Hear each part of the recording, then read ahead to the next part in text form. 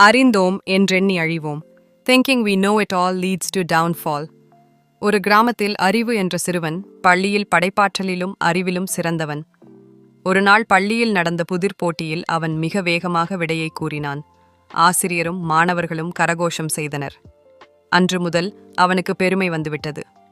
யாரையும் கேட்காமல் தன்னைத்தானே உயர்ந்தவன் என்று எண்ணினான். தெருவில் நடக்கும்போதும் அவனை அழைக்கும் நண்பர்களை பார்த்தும் பேசாமல் போய்விடுவான். ஒரு நாள் கிராமக் கோவிலில் விழா ஏற்பாடு செய்யப்பட்டது. விழாவின் ஒரு பகுதியாக பெரியவர்கள் ஒன்றாக சேர்ந்து ஒரு கடினமான புதிர் போட்டியை அறிவித்தனர். அவனை பார்த்து அனைவரும் எதிர்பார்த்தனர்.